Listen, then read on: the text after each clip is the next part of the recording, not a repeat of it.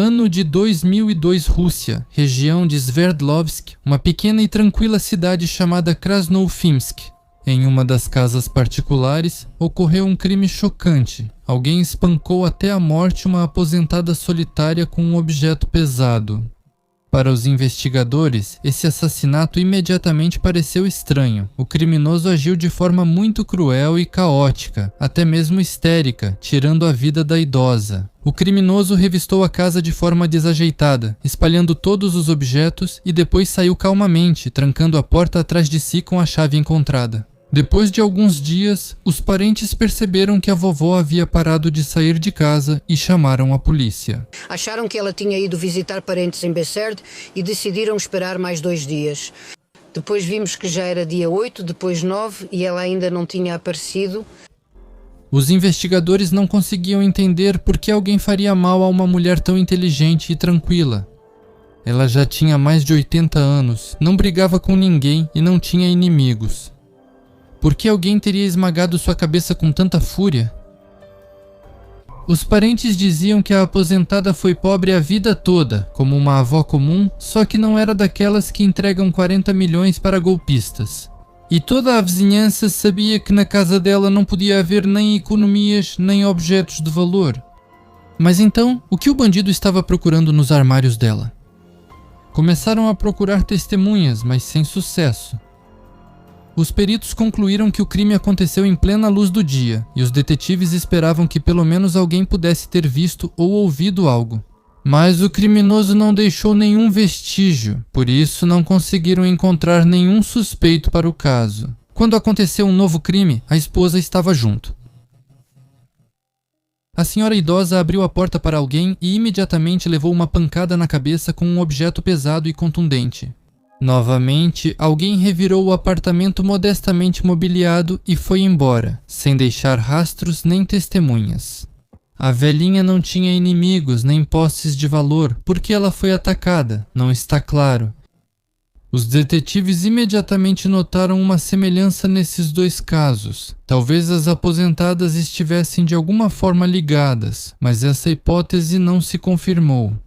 Então, nesse caso, seria uma crueldade espontânea? Talvez algum psicopata esteja atacando as velhinhas? Começaram a investigar os pacientes dos hospitais psiquiátricos, e novamente nenhuma pista. Enquanto isso, o assassino estava pegando gosto pelo que fazia. 3 dias depois, encontraram mais uma vítima, e 1 mês depois, mais 2.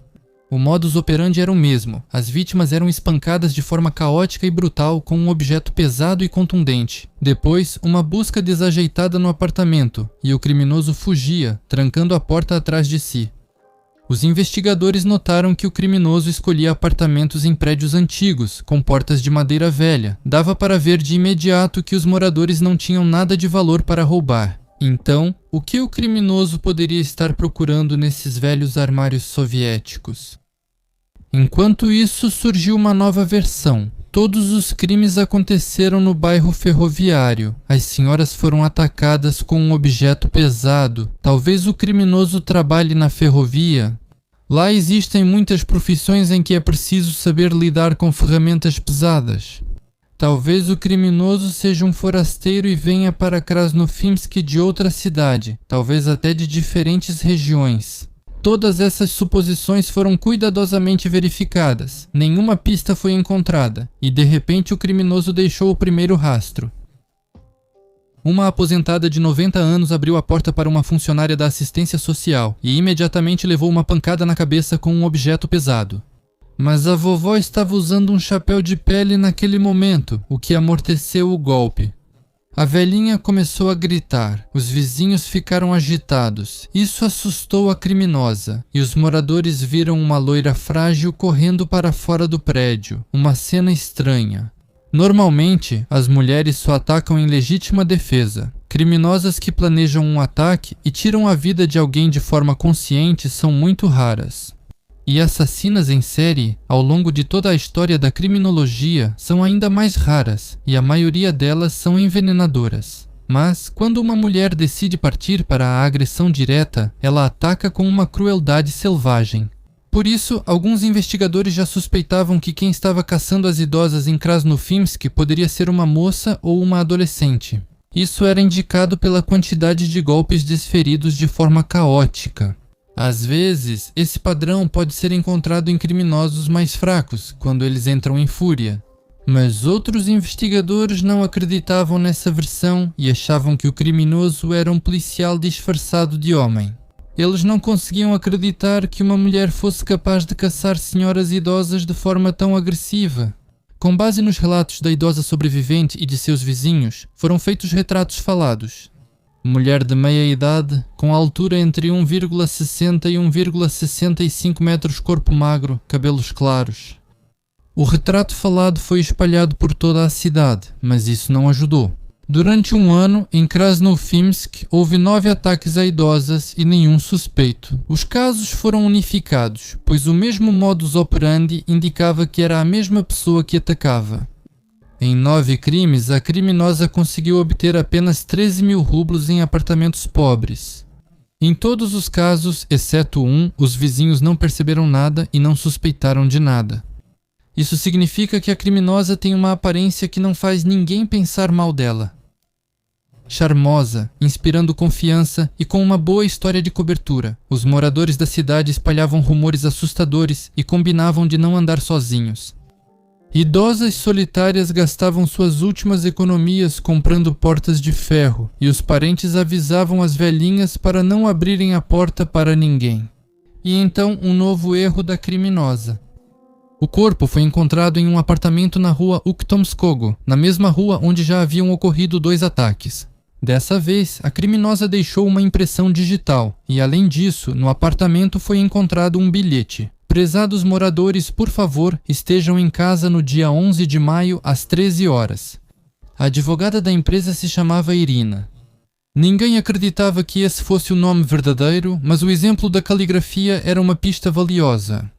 E também ficou claro como a criminosa entrava nos apartamentos, deixava bilhetes supostamente de funcionários dos serviços públicos e depois voltava na hora marcada. As aposentadas já esperam e abrem a porta confiantes. Os investigadores verificaram todas as funcionárias dos serviços públicos e dos serviços sociais, coletaram impressões digitais, compararam dezenas de milhares de amostras de caligrafia, mas não encontraram nenhuma correspondência. Também não encontraram nada nos bancos de dados de criminosos. A vilã era impossível de capturar e logo mudou seu local de caça. Em Ekaterimburgo foram encontrados os corpos de 2 aposentadas, ambas com 80 e 5 anos. Ambas moravam em casas particulares em um bairro tranquilo chamado Shirokaya Reshka, na periferia da cidade. Os moradores locais contaram que, na véspera, uma mulher do corpo de bombeiros passou de casa em casa fazendo uma inspeção na fiação elétrica. Logo ficou claro que o modo de agir era o mesmo que em Krasnofimsk. Depois, novos crimes. 4 vítimas na cidade de Serovik, ao norte de Ekaterimburgo. 7 vítimas de 69 a 87 anos. O modo de agir era o mesmo. Em um dos apartamentos, os peritos encontraram vestígios incomuns. A criminosa passou a noite ao lado do corpo de sua vítima e escreveu algo na mesa, deixando marcas de caneta esferográfica impressas na toalha plástica. Para apagar os vestígios, ela ligou o ferro de passar e o deixou na tábua de passar, esperando provocar um incêndio, mas a tábua queimou, o ferro caiu no chão, puxando o fio da tomada e o fogo não se espalhou. Por que a criminosa mudou o local de caça? Talvez ela tivesse medo de ter deixado muitos rastros em Krasnofimsk. E como ela se desloca entre as cidades? Ela tem um carro ou viaja de transporte público? O círculo de busca se ampliou bastante. Faziam verificações em estações rodoviárias, ferroviárias, distribuíam retratos falados em postos de gasolina, checavam todos que haviam se mudado recentemente de Krasnofimsk para Ekaterimburgo ou Serov. E novamente, nenhum resultado. Mas aí, uma aposentada contou sobre uma assistente social suspeita que foi embora imediatamente ao ouvir que o filho da senhora iria visitá-la. A senhora, enquanto tomava chá, perguntou à moça de onde ela era, e ela contou que veio de Tashkent e se chama Larisa Mikiva.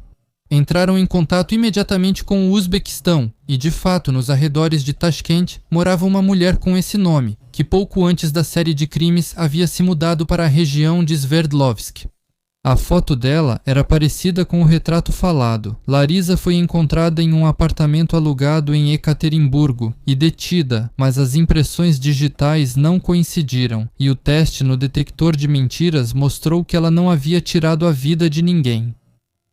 A investigação chegou a um beco sem saída e, de repente, na série contínua de crimes, houve uma calmaria. A criminosa se escondeu por um ano inteiro. Continuaram procurando por ela, verificando se havia crimes semelhantes nas regiões vizinhas. Até pegaram outro serial killer, mas no caso dos ataques às idosas não houve nenhum avanço. Suspeitavam que a criminosa pudesse ter sido presa por outro crime, mas a verificação das detentas não deu em nada. Ela voltou a caçar. O corpo da aposentada foi achado em uma casa nos arredores de Krasnofimsk. Antes de sair, a criminosa abriu o gás e acendeu uma vela, mas devido às frestas na velha casa, o gás se dissipou rapidamente e a vela queimou até o fim e se apagou. O incêndio não aconteceu. Logo depois, uma nova mensagem chegou do vilarejo de Ashid, a 20 quilômetros de Krasnofimsk. Os moradores locais contaram que uma mulher estava passando pelos apartamentos para inspecionar os dutos de ar e ela carregava uma bandeirinha vermelha especial em uma haste fina. Os moradores já tinham ouvido falar sobre uma série de crimes, então ligaram para a polícia e contaram sobre a funcionária suspeita do condomínio que entrou no apartamento de uma aposentada. O policial de bairro foi enviado para verificar o chamado, mas ninguém abriu a porta para ele. A criminosa ficou escondida lá dentro e o policial simplesmente foi embora. Pela lei, ele não tem o direito de arrombar portas sem motivo. Logo, a aposentada foi encontrada morta e no apartamento já havia as impressões digitais conhecidas da criminosa em série. O próximo ataque aconteceu em Nizhny Tagil. Desta vez, a vítima foi a mãe do vice-chefe da delegacia local. Todas as forças foram mobilizadas para encontrar o criminoso e logo uma certa Valieva foi detida. Ela parecia com o retrato falado e, nos interrogatórios, confessou que odiava velhas e achava que elas tinham arruinado sua vida. Valieva confessou todos os ataques contra aposentadas na região de Sverdlovsk e o caso estava prestes a ser encerrado. Mas a investigação mostrou que a mulher não sabia nenhum detalhe do crime. Logo ficou claro que, sob pressão dos investigadores, a mulher se incriminou falsamente. Alguns funcionários quiseram agradar a chefia e, com ameaças e humilhações, forçaram Valieva a confessar algo que ela não havia feito. E a investigação seguiu uma pista falsa, fazendo com que tempo precioso fosse perdido. Os policiais corruptos foram para a prisão, os investigadores continuaram as buscas, revisavam repetidamente os antigos materiais para o caso de terem perdido algo, faziam viagens de trabalho para interrogar repetidamente os vizinhos e parentes das vítimas, mas não encontravam nenhuma nova informação. E então a criminosa cometeu mais um erro. Ela voltou novamente para Krasnofimsk, na rua Uktomskogo, onde tirou a vida de 3 idosas. Desta vez, ela atacou uma mulher de 80 anos. A criminosa desferiu 18 golpes na cabeça dela e depois a arrastou para o banheiro e a afogou. O corpo da vítima foi localizado dias depois. Tudo aconteceu do mesmo jeito que nos outros casos, e desta vez os investigadores também não esperavam encontrar novas pistas, mas de repente uma das vizinhas se lembrou de detalhes importantes. Alguns anos atrás, a aposentada falecida havia solicitado serviços de reparo a uma certa Irina Gaidamachuk, realmente Machuk. Essa mulher fazia bicos instalando forros e prestando outros pequenos serviços. Os moradores locais a conheciam e pouco antes do ataque, a vítima pretendia contratá-la novamente. Descobriu-se que Irina Gaidamachuk se parecia muito com o retrato falado e morava em Krasnofimsk, em seu endereço residencial. Imediatamente, uma equipe de captura foi enviada. As impressões digitais e a caligrafia coincidiram, e logo a própria suspeita começou a confessar tudo.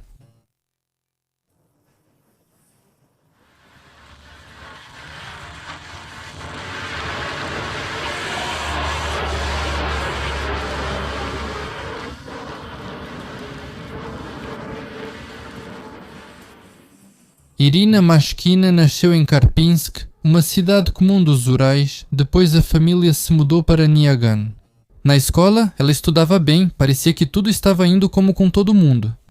Ela entrou na faculdade, segundo alguns relatos para Direito, segundo outros para Psicologia, mas rapidamente percebeu que os estudos não eram para ela e que aquilo não era o seu caminho.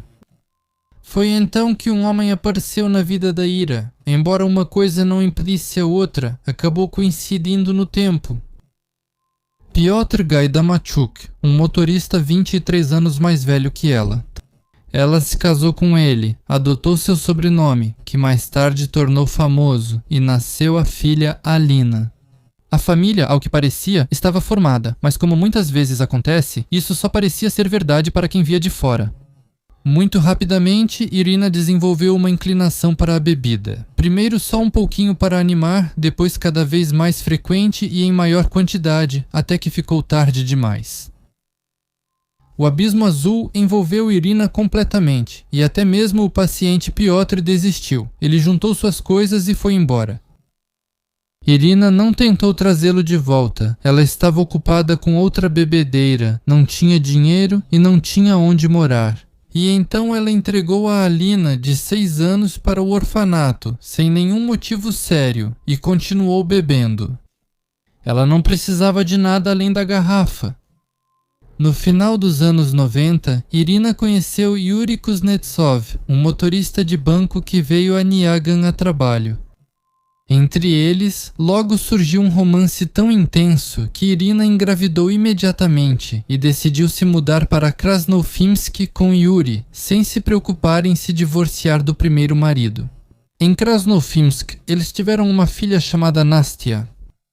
No começo, Ira parecia uma mãe exemplar. Levava a filha para a escola de mãos dadas, sempre bem cuidada, sempre por perto. Ela até fazia parte do comitê de pais e ajudava a organizar as festas escolares. Os vizinhos olhavam e pensavam, quem dera todos fossem assim. Mas como eles estavam enganados, tolos, pois tudo mudou. Quando Nastia cresceu, Irina voltou a se afundar no álcool. No começo, era só um pouco para relaxar. Ela começou a sair para beber, mas depois perdeu o controle de vez. Certa vez, ela gastou todo o dinheiro que a turma estava juntando para comemorar o fim do ano letivo. A turma inteira juntou o dinheiro, mas quem comemorou sozinha foi Irina. O escândalo foi grande. Todos perceberam que Irina estava com problemas de novo e que não dava mais para confiar nela. Irina não suportava a sogra dela. Ela era uma mulher rigorosa, de olhar severo, e desde o começo não aceitou a nora, que era muito mais jovem que seu filho e rapidamente se apegou à bebida.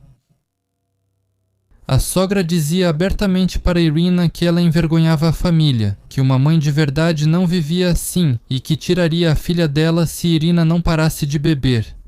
Como se isso ajudasse alguém a parar de beber. Cada encontro delas virava um escândalo com gritos e acusações. Gaidamachuk sonhava que a velha bruxa fosse logo para o inferno. Ela ficava irritada não só com a sogra, mas com todas as velhas que se metem na vida dos outros e ficam ensinando como viver. Nesse sentido, todos nós provavelmente somos um pouco Gaidamachuk. Mas Irina foi muito além em suas atitudes e levou seu ódio para os apartamentos daquelas senhoras que ela odiava. Por isso, achava-se que elas viviam muito e se intrometiam na vida alheia. A sogra sabia que havia algo estranho com Irina. Ela descobriu que Irina tinha uma filha mais velha em algum lugar e que Irina a entregou para um orfanato. Para não se incomodar, ela não visita a menina e nem paga pensão alimentícia. Irina, como sempre, deu um jeito. Disse que não era filha dela, mas sim filha de uma amiga que está presa e que a menina só está registrada no nome da Irina para conseguir o benefício.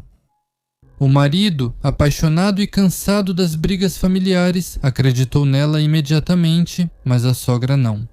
Ela lembrava a Irina dessa filha abandonada sempre que podia, e em cada briga dizia que uma mãe de verdade não age assim.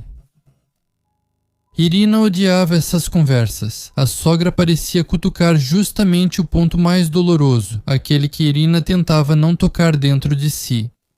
Gaidamatchuk cerrava os dentes em silêncio e saía de casa batendo a porta, só para não ouvir a velha repetir de novo que ela nunca seria uma mãe de verdade. Acontece que não se deve afirmar que alguém nunca será uma mãe de verdade, porque nesse caso, talvez realmente não se torne uma profecia autorrealizável. Acontece que, no início dos anos 2000, Ira tentou voltar a uma vida normal. Ela aceitava qualquer bico, pintava tetos, fazia tricô por encomenda, juntava cada moedinha, pagou as dívidas e agora comprava bebida com o próprio dinheiro. Parecia que a vida estava melhorando de alguma forma, mas em 2002 ela começou sua caçada às velhinhas. Ela ainda não tinha um emprego fixo, nem passaporte, e o marido não dava dinheiro, sabendo que ela gastaria tudo em bebida. Por fora, Irina parecia uma mulher comum, cozinhava, limpava o chão e preparava borscht. Ninguém jamais pensaria que por trás das tarefas domésticas ela escondia crimes sangrentos. O marido, não exatamente um marido, a amava e honestamente tentava fazê-la largar a bebida. Talvez ele até conseguisse, o que é improvável, claro, mas a verdade nunca saberemos. Porque Ira foi embora, disse que ia pagar uma dívida para a sogra e não voltou. O marido e a filha saíram para procurá-la, achando que algo terrível tinha acontecido, mas descobriram que Ira simplesmente foi para a casa do vizinho e não pretendia voltar. Situação em que Ira, a esposa, foi morar com o vizinho. No entanto, nem lá ela ficou por muito tempo. Logo se mudou para um novo amante, deixando para trás apenas garrafas vazias e um estranho frio no apartamento, refletia Ira. É como um fundo de pensão, os velhos dizem, já viveram o que tinham para viver, para que eles servem afinal? Achava que eles deviam dar lugar aos mais jovens. O primeiro ataque aconteceu por acaso. Como ela contou depois, Ira foi até a velhinha na Urtomskogo para pintar o teto, mas na verdade estava fuçando nas gavetas procurando dinheiro. Ela pensou em apenas roubar, mas a dona voltou para o quarto e a pegou no flagra. E aí Ira estava com um martelo na mão. Não sei de onde veio esse martelo, afinal não se usa martelo para pintar teto, mas talvez eles também estivessem pregando alguns pregos ao mesmo tempo, fazendo aquele típico concerto de avó. Mesmo assim, Irina nem pensou duas vezes e deu golpe após golpe na cabeça, até a velhinha ficar em silêncio. Depois, Ira calmamente revirou as cômodas, pegou o dinheiro, limpou as mãos e foi embora como se nada tivesse acontecido. O primeiro assassinato passou impune para Ira, nenhuma suspeita, nenhuma consequência. Ela gostou de como tudo foi fácil e, em breve, saiu para agir novamente. Irina sabia mentir com maestria, olhando nos olhos e sem corar. Mentia descaradamente e não ficava nem um pouco envergonhada. Isso era exatamente o jeito dela. Ela podia contar para as vizinhas que odiava bêbados, mas na noite anterior tinha feito uma bebedeira com mais um pretendente.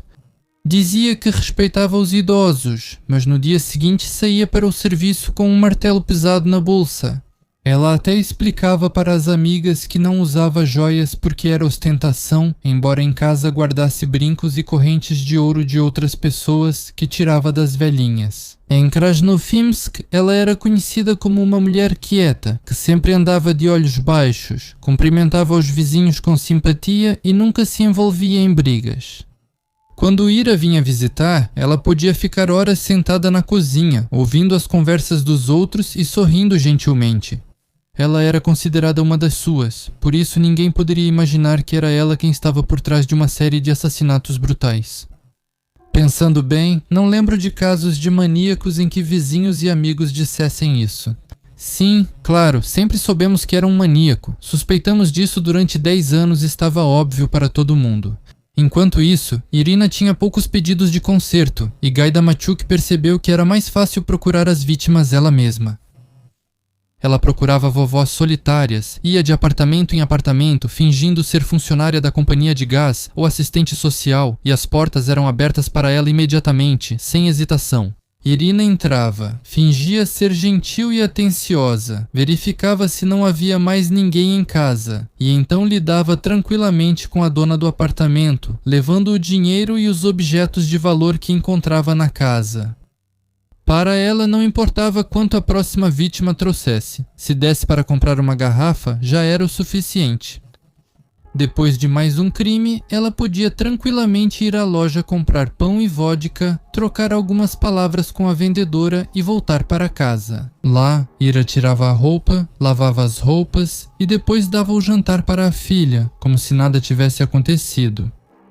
Ninguém via nela uma gota de sangue, ninguém ouvia dela uma palavra a mais. Só anos depois ficará claro que aquilo foi uma caçada fria e calculista, na qual Irina se sentia confiante.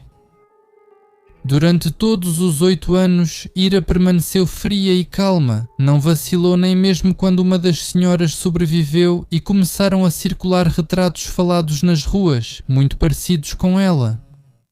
Certa vez, Ira estava no apartamento ao lado do corpo de uma idosa quando o policial comunitário tocou a campainha. Gaida Machuk. Ela simplesmente ficou imóvel, esperou até que ele fosse embora e saiu tranquilamente. Como se nada tivesse acontecido, ela saía de casa dizendo que ia trabalhar, mas na verdade ia procurar uma nova vítima na rua. Observava, procurava uma idosa sozinha, seguia-a até em casa, memorizava o apartamento, depois tocava a campainha, apresentando-se como funcionária do corpo de bombeiros, da administração do prédio ou do serviço social. Às vezes, Ira deixava bilhetes na porta para garantir que a idosa estivesse em casa. Escrevia algo como: "Favor estar em casa no dia 5 de maio às 13 horas", e aparecia exatamente na hora marcada. Gaida Machuk sabia conquistar a confiança das pessoas. A segunda vítima dela era tão cautelosa que nem deixava os vizinhos entrarem em casa, mas Ira conseguiu puxar conversa com ela, e a idosa acabou abrindo a porta para ela, sem nem imaginar quem estava deixando entrar. Às vezes, as senhoras ofereciam chá para Irina antes de morrerem, e se não a convidavam para a mesa. Ela mesma pedia para lhe trazerem um copo d'água, para poder olhar ao redor com calma e se certificar de que não havia mais ninguém no apartamento além delas. E quando a dona da casa se virava, Ira pegava o martelo, batia na cabeça dela e depois cobria o rosto ensanguentado com um travesseiro para não ver, e começava a procurar dinheiro. O que ela conseguia pegar eram alimentos da geladeira, um pouco de ouro e geralmente uns trocados, 1000 rublos, às vezes um pouco mais. Só uma vez ela encontrou 16.000. Na maioria das vezes, Gaida Machuk saía de mãos vazias. As vovós escondiam as economias tão bem que nem ela conseguia encontrar. Às vezes, ela ficava no apartamento da vítima durante toda a noite. No inverno de 2008, depois de matar uma senhora de 80 anos, Ira não teve pressa em ir embora. Ela sentou-se na cozinha e passou a noite inteira copiando letras de músicas dos Beatles em um pedaço de papel. Para não ser reconhecida, ela usava uma peruca e às vezes ia para outras cidades, onde ninguém a conhecia, para procurar tranquilamente uma nova vítima. Ira nunca contou por que tirava vidas, mas a investigação fez suas próprias suposições. Segundo uma das versões, ela simplesmente odiava os idosos, achava que eles já tinham vivido o suficiente, atrapalhavam os jovens e que já era hora de cederem seu lugar. Talvez ela descontasse neles a raiva que acumulava contra sua sogra, que vivia reclamando de suas bebedeiras e brigava com ela todos os dias. Segundo outra versão, Irina tirava vidas por dinheiro. Ela sabia que as senhoras guardavam em casa a aposentadoria ou o dinheiro do funeral, e decidiu que podia pegar esse dinheiro para si, sem precisar escolher as vítimas. Era só pelo dinheiro. Para uma alcoólatra, qualquer quantia serve, desde que dê para beber com ela. Ela só sentia pena de uma pessoa, dela mesma. Ela entendia quanto tempo de prisão a esperava se fosse pega, e pegá-la não era fácil. Nos documentos, Irina Gaida Machuk praticamente não existia. Ela não tinha passaporte em lugar nenhum, oficialmente não trabalhava, com o marido não tinha um registro no passaporte, e até a filha estava registrada nos documentos apenas no nome do pai. Quando Irina se mudou para Krasnofinsk, ela deixou seu passaporte em Nyagan. Ele ficou como garantia de uma grande quantia que ela pegou emprestado e não pretendia devolver em Krasnofinsk. Ela morava com seu amante Kuznetsov e estava lá como uma sombra, sem nenhum direito, como se nem existisse, e isso só dificultava o trabalho daqueles que tentavam encontrá-la. Irina Gaidamachuk passou por uma perícia no centro Serbsky. Os psiquiatras reconheceram que sim, ela tem problemas mentais, mas a mulher é imputável, ou seja, entendia o que fazia e deve responder pelos seus crimes. O processo dela chegou a 443 volumes. Isso é uma estante de 6 metros cheia de pastas. Em fevereiro de 2012, os materiais foram encaminhados ao tribunal e 21 pessoas foram reconhecidas como vítimas no caso. Eram famílias de idosas assassinadas, cujas mães, avós e tias de Irina espancava até a morte por causa de suas pensões e pequenas economias. Durante a investigação preliminar, Gaidamachuk contava calmamente como fazia tudo, confessando como matava as idosas. Mas assim que chegou ao tribunal, ela mudou de ideia e declarou que não concordava com a acusação. Ninguém viu arrependimento em seus olhos. E agora, antes de passar para a sentença e o que aconteceu, vamos tentar entender como isso pôde acontecer. Então, que tipo de pessoa, na minha opinião subjetiva baseada em fontes abertas, era Irina Gaidamachuk? Irina Gaidamachuk é um dos raros casos na criminologia de uma mulher que cometeu não apenas mas 17 assassinatos. Aliás, um vídeo especial sobre mulheres assassinas está disponível no canal Subtítulos. E Irina não envenenava as pessoas, como as mulheres costumam fazer com mais frequência. O estilo dela era execuções diretas, brutais e selvagens, usando objetos pesados e contundentes. O retrato dela é complexo, mas ao mesmo tempo assustadoramente transparente. Ela é alcoólatra, com traços sociopatas marcantes. Sua vida é uma história de autodestruição crônica. Abandonou os estudos, entregou os filhos, destruiu relacionamentos e perdeu totalmente o respeito próprio. Ela não tem empatia, remorso ou sentimento de culpa. Por dentro, há um vazio disfarçado de sorrisos e de uma máscara cotidiana. Irina sabia mentir e manipular. Ela podia passar horas ouvindo, concordando, sorrindo, agindo como se fosse de confiança, para de repente se transformar em uma predadora. Ela tirava a vida daqueles que a deixavam entrar em casa, que lhe ofereciam chá, que não lhe desejavam mal algum. Depois de cometer o crime, ela podia passar no mercado para comprar pão, cozinhar borscht, alimentar a criança. Isso indica um alto grau de dissociação de personalidade, quando a máscara social externa não tem nenhuma relação com o que existe por dentro. Acho que a motivação é mista. Por um lado, foi por interesse próprio. Ela precisava de dinheiro para bebida alcoólica. Por outro, era o ódio às senhoras idosas, personificado na sogra, com quem ela tinha uma relação dolorosa. Ela transferia esse ódio para todas as mulheres idosas, chamava-as de bruxas e achava que elas deviam dar lugar aos mais jovens. Isso é uma projeção típica de um conflito interno. Ela se odiava como mãe, como mulher, como alcoólatra, mas direcionava essa raiva não para si mesma, e sim para fora, para os vulneráveis. A maneira de agir era caótica, histérica, mas calculista. Ela batia na cabeça, finalizava, muitas vezes arrastava os corpos, procurava dinheiro, às vezes até passava a noite na casa da vítima. Isso indica uma combinação de comportamento impulsivo e frio, o que ocorre em certos tipos de transtornos de personalidade, como o transtorno dissocial ou o transtorno de personalidade borderline. Ela não demonstrou arrependimento durante a investigação, confessou detalhes cínicos no tribunal, negou a culpa. Isso não são reações de defesa, mas sim um estilo de pensamento infantil, desligado e imoral.